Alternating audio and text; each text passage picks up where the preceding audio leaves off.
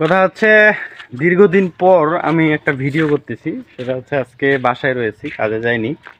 তো কথা হচ্ছে আমাদের যে গরুগুলো রয়েছে, এই যে গরুগুলা, এগুলাকে হচ্ছে এই সময়টাতে যেহেতু উম, মানে জমি বাড়ি ফাঁকা নাই, ধান লাগানো হয়েছে সব জমিতেই।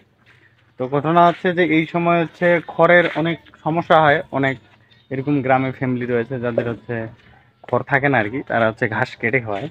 তো আমাদের খড় আছে, প্লাস আমরা হচ্ছে ঘাস খাওয়াচ্ছি যাতে গরুগুলোর শরীর স্বাস্থ্যগুলো ভালো থাকে। তো বাবা গেছে হচ্ছে মাঠে ঘাস কাটতে, মাঠে বলতে জমি বাড়িতে আর কি, ধান বাড়ি যেগুলোকে বলে ওখানে।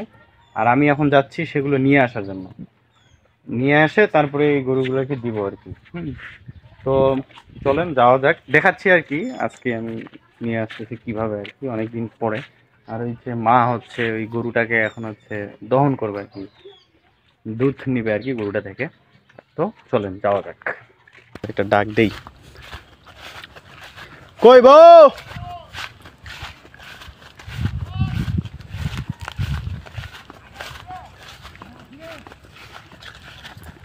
এই যে বাবা। হুম, কোনা ঘাস বেলা নিকে লিখবে।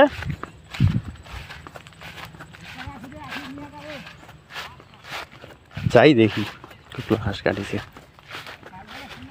যে ঘাসগুলো কাটছে, ঘাস বলতে এটা হচ্ছে এই যে ধানের হচ্ছে কি আগালগুলো, অর্থাৎ ধানের আগাল কাটার কারণটা হচ্ছে কি, এই যে ধানের যে গাছগুলো আছে এগুলো অতিরিক্ত লম্বা হওয়ার কারণে এগুলো হচ্ছে কেটে নিচ্ছে।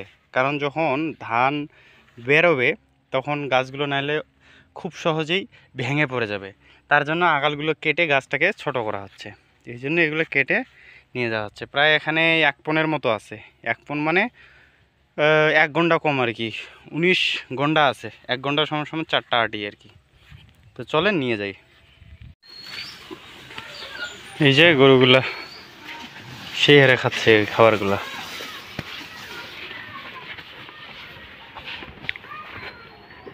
সবাই খাচ্ছে আর কি, যারা আছে গরু ছাগল। এই যে ছাগলও খাচ্ছে, এদিকে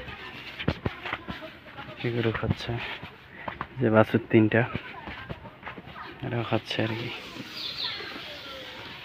তো এইভাবে এই সময় হচ্ছে জমি বাড়ি থেকে ঘাস নিয়ে এসে গরুগুলোকে দেওয়া হয় আর কি।